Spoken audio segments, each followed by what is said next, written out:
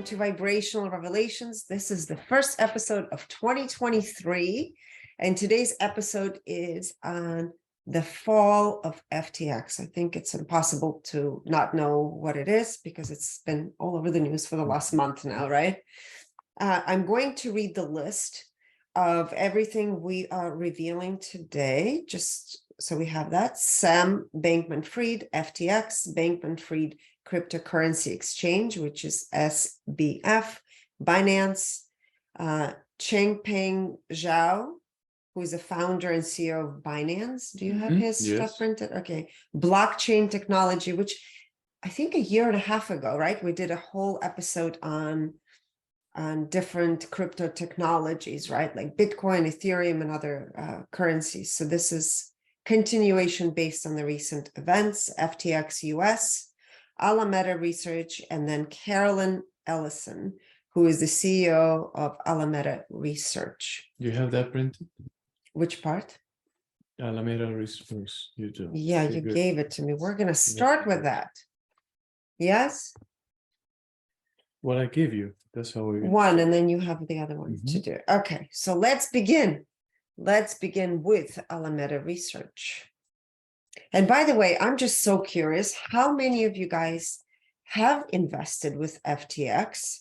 Because we have some of you here who are into blockchain crypto technology. I'm just very curious. It's blockchain technology, Blockchain cryptocurrency. and cryptocurrencies. Okay, so let's see. The answers are coming through. Alameda Research, let me just read to you. Was a cryptocurrency trading firm co-founded in 2017 by Sam Bankman-Fried and Tara McAulay, A-U-L-A-Y. In November 2022, FTX, Alameda's sister cryptocurrency exchange, experienced a solvency crisis, and both FTX and Alameda filed for Chapter 11 bankruptcy. The same month, anonymous source told Wall Street Journal that FTX had lent more than half of its customers' funds to Alameda, a decision that the source said Bankman-Fried described as poor judgment call. So we'll discover that through the numbers. This was explicitly forbidden by FTX terms of service. On November 12th, 2022, Wall Street Journal reported that anonymous source said that Alameda CEO Carolyn Ellison said that she and Bankman-Fried and other senior FTX officials were aware of that decision. Well, they're a couple, right? They're a couple. Dating. Yes. In November 2017, Sam Bankman-Fried co-founded Alameda Research as a quantitative trading firm after he left his job at Jane Street Capital. In 2021 interview, the term research was included in the name to avoid scrutiny. So Alameda Research firm, with Bankman-Fried saying, if you named your company like we do, cryptocurrency, Bitcoin, arbitrage, multinational stuff, no one's going to give you a bank account. So very calculated.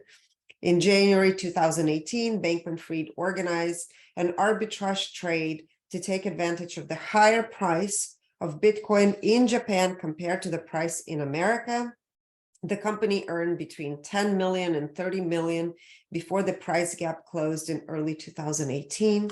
In early 2019, the headquarters of the firm started moving from California to Hong Kong. As of 2021, Bankman-Fried owned approximately 90% of Alameda Research.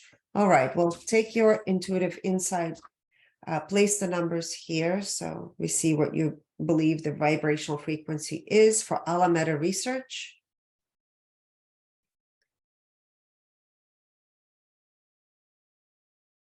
Oh, wow. Someone got it right. I was going to say, somebody played a joke here. That's why I was like, oh, wow. Okay, great. So the overall vibrational frequency of Alameda Research is 50. So again, for companies, when we talk about the frequency of 50, it is manipulation.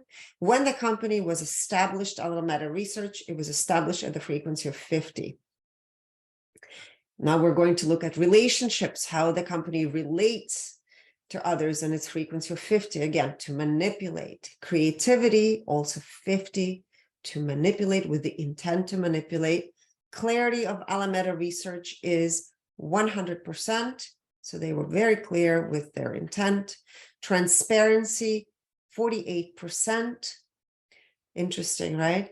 Integrity, overall integrity is 54%. Integrity to themselves, so the company Alameda Research is 100%. Integrity to others, 36%. So revealing, right? And here are very interesting numbers. Alignment with divine purpose, 90%.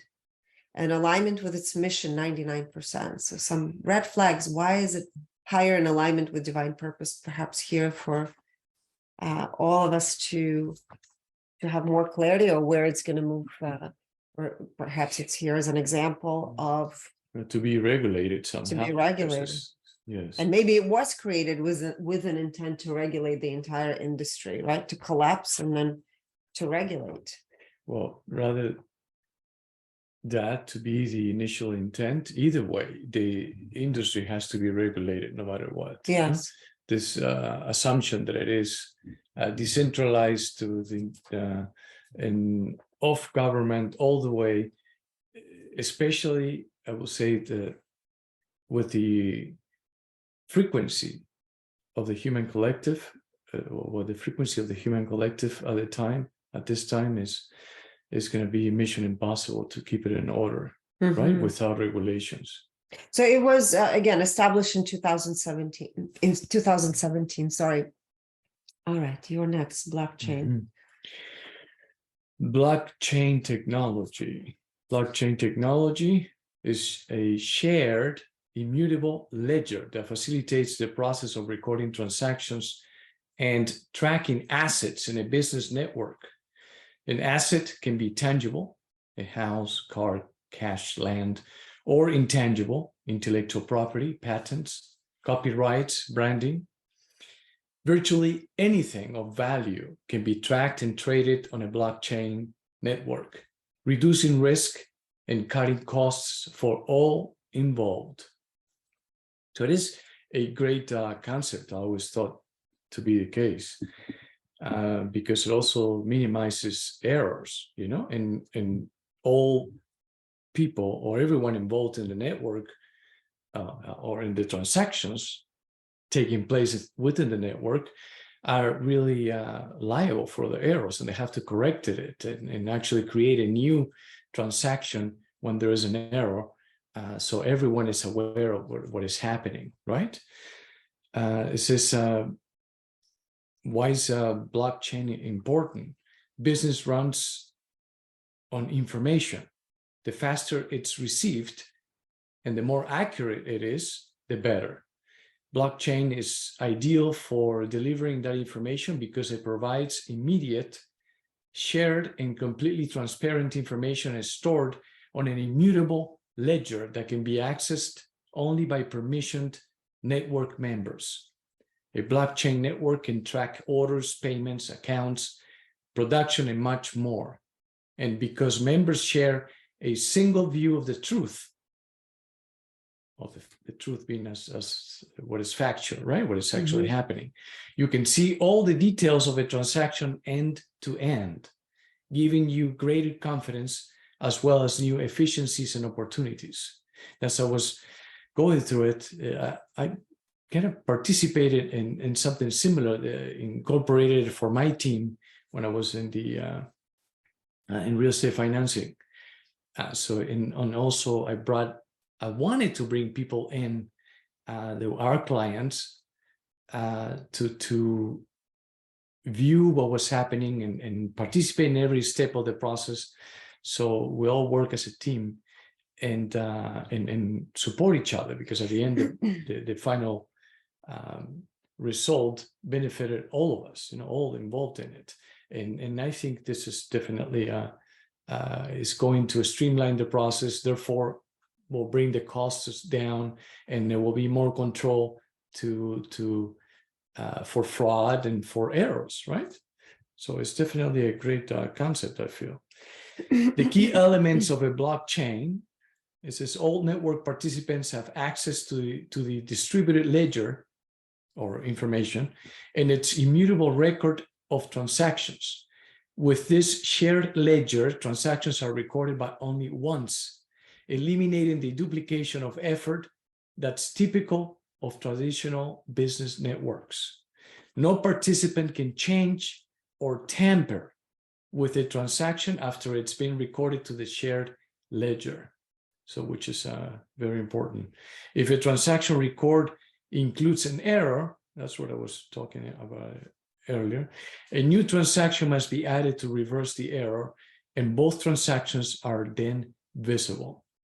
Excellent. Yeah, so they're already placing their intuitive insights. Great. The overall frequency for blockchain technology